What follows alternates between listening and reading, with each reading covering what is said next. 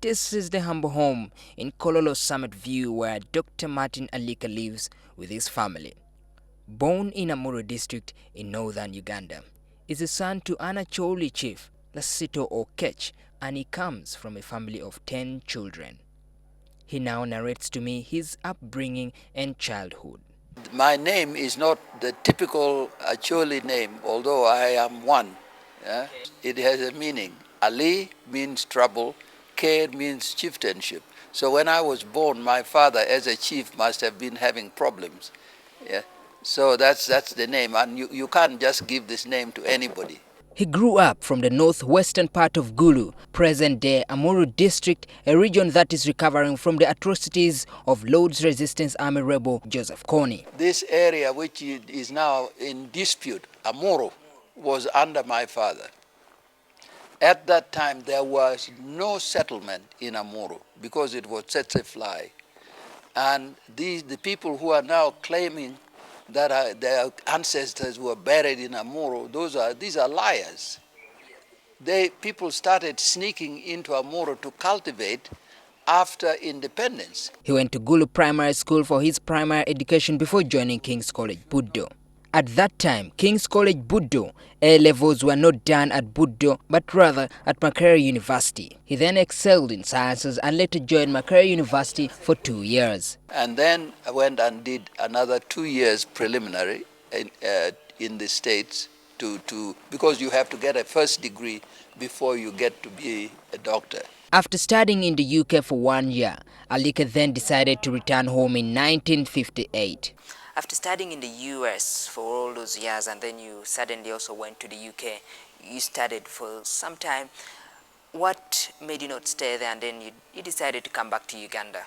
Every African student who went overseas had only one aim: to come back home, to help the people. There was that spirit of wanting to do something for my country because we were all being ruled by the British. He was then posted to Mulago Hospital as an expatriate, but this wasn't to last for long. In 1960, Martin resigned and started up his own clinic. But why was this so? I was not using all the knowledge that I had been given in the United States. The equipment at Mulago and even at Nakasero was very, very basic. After just a year of private practice in Uganda, Martin couldn't believe himself, looking back and not regretting his decision. I made 3,500 pounds, which meant that I made more money than the permanent secretaries.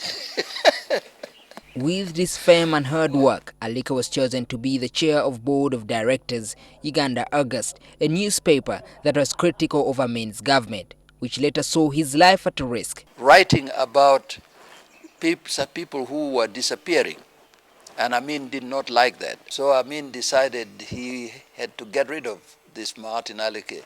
But luckily, someone heard him say so. This friend came to me and said, "Look, I heard Amin say, 'Khalas,' about you, which means finish him." He then fled to Nairobi, but life wasn't easy for him.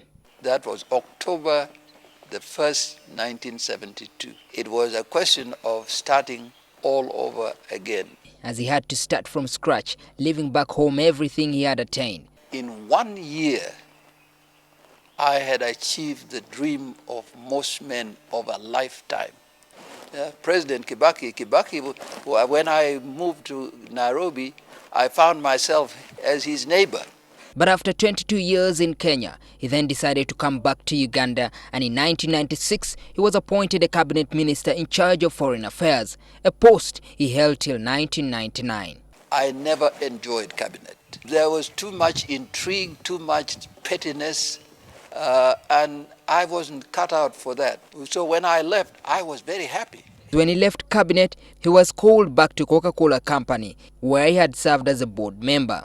I rang up the chairman in Atlanta, so he brought out a check, and I looked at this check, and I said to myself, how many years would I have to work as an honest minister to get this kind of money? Yeah. Through the course of his life, he has been a director for close to 20 companies including Nation Media Group, and now he's chairing close to 10 companies. As Shakespeare says, above all, unto yourself be true. Personal honesty and honesty with the people you interact with. Because make no mistake, you can never be anything unless somebody helps you to get there. Also, what keeps him busy is his role as the presidential advisor on special duties. He was very instrumental during the Sudan-Uganda conflict. Though Alika runs a very busy life, there were times when his life slowed, reducing him to a lone man. Abandoning everything I had worked for in Uganda. Remember, by the age of 36, if I disposed of my assets at that time, I could realize $1 million. In 1959, Martin Alike got married to Camille Moore, whom he met in the United States while studying. At the moment, Alike has been appointed as the country representative for the Queen Elizabeth Diamond Trust Fund in Uganda. His job is to raise funds throughout the Commonwealth and work with strategic partners to identify charitable projects. This is to provide a lasting legacy for Her Majesty the Queen. Wow. During his leisure time, he normally plays golf, and one of his dreams was to be a great golf player. I would have liked to be a very, very good golfer. What is called scratch player, which means you are now the perfect player. That is my dream, which will never come true because it's too late. In order for me to achieve that, I should have started at golf at about 15. Alike is also a grandfather to 7 and has got 4 children, including twins.